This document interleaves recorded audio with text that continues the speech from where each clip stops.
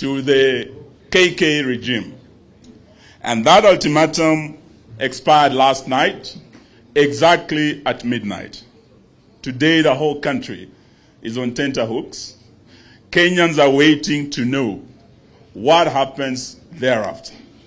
That deadline lapsed, and today we have a formal statement from the leadership of Azimio that is going to be presented to the country as a way forward after Kenya Kwanza regime failed to respond to our ultimatum that required lowering of the high cost of living.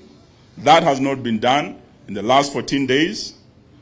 We had the issue of the unilateral recruitment of IEBC.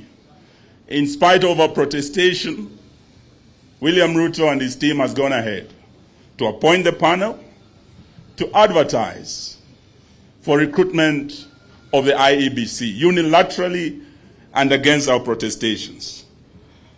They have also refused to respond to our demand for opening of the servers and an independent audit to be done for Kenyans to know the truth.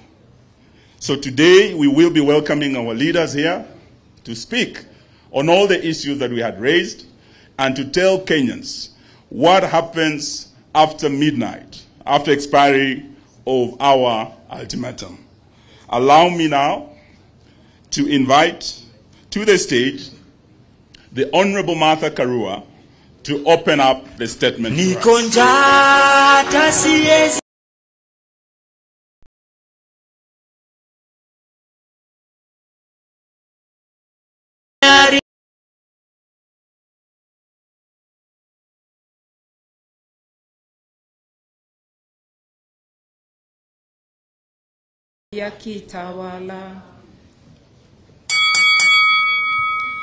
Statement on the launch of Movement for Defense of Democracy, MDD, against the illegitimate Ruto regime.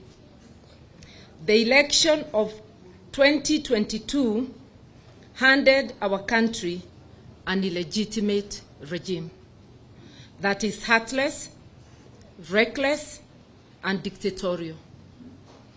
Kenya Kwanza regime is dangerous for our democracy. And therefore, to restore back our country on the path to prosperity, this illegitimate regime must go. Immediately, the Kenya Kwanza regime illegally forced itself upon the people of Kenya. It embarked on measures whose effect has been to make the cost of basic commodities and services unaffordable to a great segment of our population. This illegitimate regime heartlessly removed subsidies to food, unga, electricity, petrol, diesel, and paraffin, thereby increasing the bus fares, removed subsidies to school fees, and has made life unbearable to a majority of Kenyans. Ruto has instead launched a massive propaganda campaign against the subsidies program that was meant to secure the lives of millions of Kenyans from the harsh economic realities. This is happening at a time when virtually every nation on earth has unveiled interventions to shield their citizens from the vagaries of economic decline. Fellow Kenyans, 2 weeks ago, on the 22nd day of February this year, we gathered at the Jivanji Gardens and gave the illegitimate Kenya Kwanza regime a 14-day ultimatum to remove all these cruel policies, and failure to which Kenyans would take transformative actions. At that meeting, we said that all subsidies to basic commodities must be restored and taxes must come down within 14 days. We said the process of disbanding and remaking the IEBC must stop completely because it was an exercise in futility, which is null and void, and which is designed to create a William Ruto Commission. We said the IEBC servers must be opened and audited within 14 days. We said that if these demands are not met, we would lead Kenyans to launch a movement for the defense of our democracy in a campaign of mass action and civil disobedience, whose aim is to restore people's power, choices, and sovereignty in terms of who governs them and how. Those 14 days elapsed at midnight, with Kenya Kwanza having done absolutely nothing.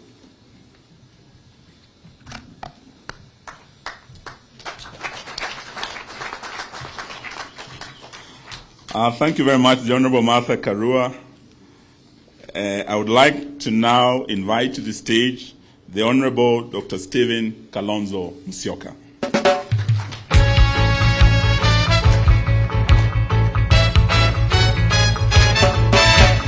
Buffalo soldier, dreadlock rasta.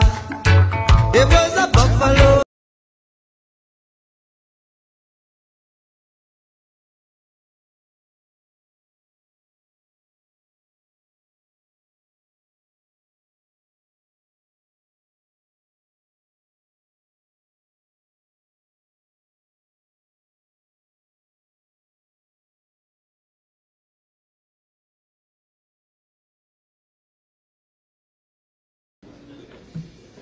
Fellow Kenyans, today we make good our promise to Ruto and his illegitimate Kenya Kwanza regime.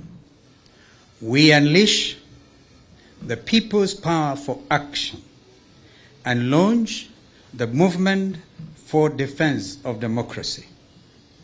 Article 37 of our Constitution provides that, and I quote, every person has the right peaceably and unarmed to assemble, to demonstrate, to picket, and to present petitions to public authorities, end of quote. Article 1 of our Constitution equally provides that, and I quote, all sovereign power belongs to the people of Kenya and shall be exercised only in accordance with this Constitution. The people may exercise their sovereign power either directly or through their democratically elected representatives. End of quote. We are today invoking these provisions of our Constitution 2010 to launch a massive, peaceful, and I repeat, peaceful movement of defiance against an illegitimate, reckless, heartless, incompetent Kenya Kwanza regime.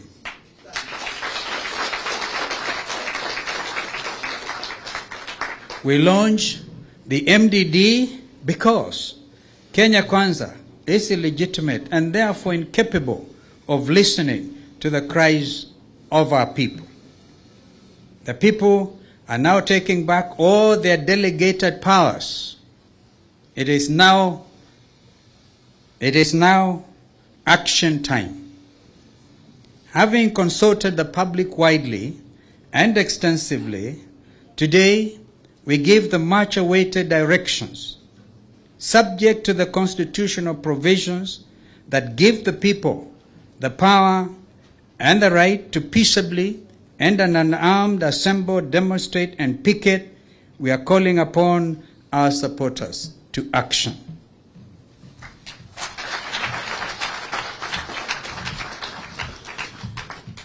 Ladies and gentlemen, I think As we speak, the entire nation has been waiting to hear from our leader,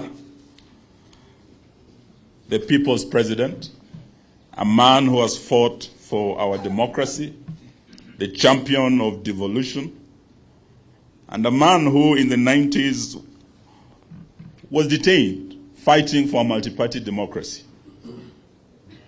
A man who, while fighting for the second liberation of this country, his opponent, who was declared president by Chebukati illegitimately, was fighting to sustain the YK 92 movement. You do recall, ladies and gentlemen, YK had young Kenyans who fought for higher deals. On the other side, Raila Odinga led the liberation movement that fought for higher ideals of multi-party democracy, of devolution, and the fruits of freedom we enjoy today. At this hour of utmost peril, it is my pleasure to invite this great Democrat, our leader, the people's president, to speak to the nation. Your Excellency, please. Get up, stand up for your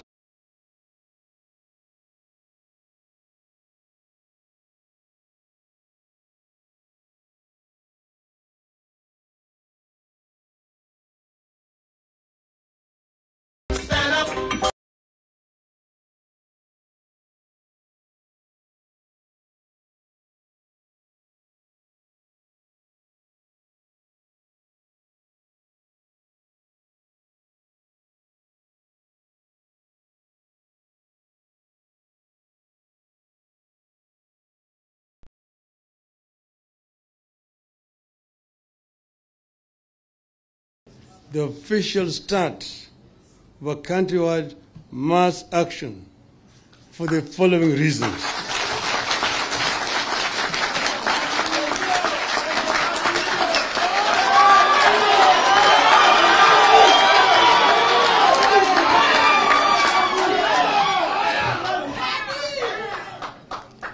Number one, the high cost of living in Kenya, which is as a result of massive looting of the public resources and heartless withdrawal of subsidies to food, fuel, and education by the Kenya Kwanza regime in the middle of a drought and economic meltdown. To lower the cost of living and to restore the dignity of our people, Mr. Ruto must go.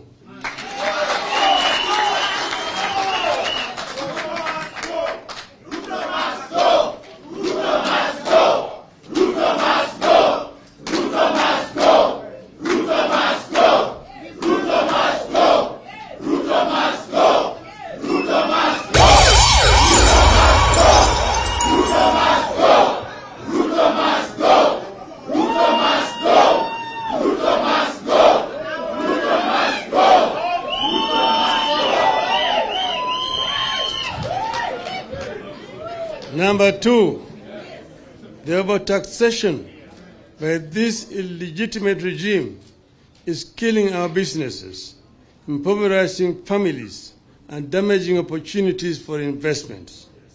This must immediately stop for Kenya to economically recover. For this reason, Mr. Ruto must go.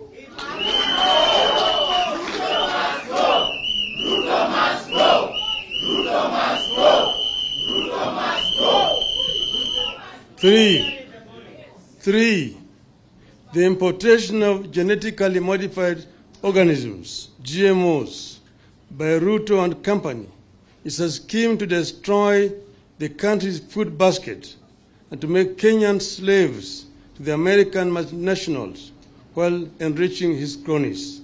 For this reason, Ruto must go. Ruto must go.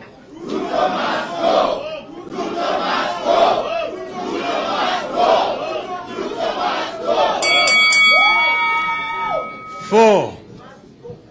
Four, the attempt by Kenya Kwanza regime to single-handedly reconstitute the Independent Electoral and Boundaries Commission by forming a William Ruto Electoral Commission is a reckless misadventure that is intended to wreck this country. The IEBC selection panel is a puppet of Ruto, of Mr. Ruto clique, that intends to create 7 Chebukatis who will aid him in stealing the 2027 general elections. For this reason, Ruto must go. Ruto must go. Ruto must go. Ruto must go. Ruto must go. 6, the victimization of commissioners Masit, Chereira, Nyangaya, and Wanderi for standing with the truth against Chebukati and his cabal in an electoral theft, and their removal from office through a kangaroo tribunal was actually meant to create a William Ruto IBC. For this reason, Ruto must go.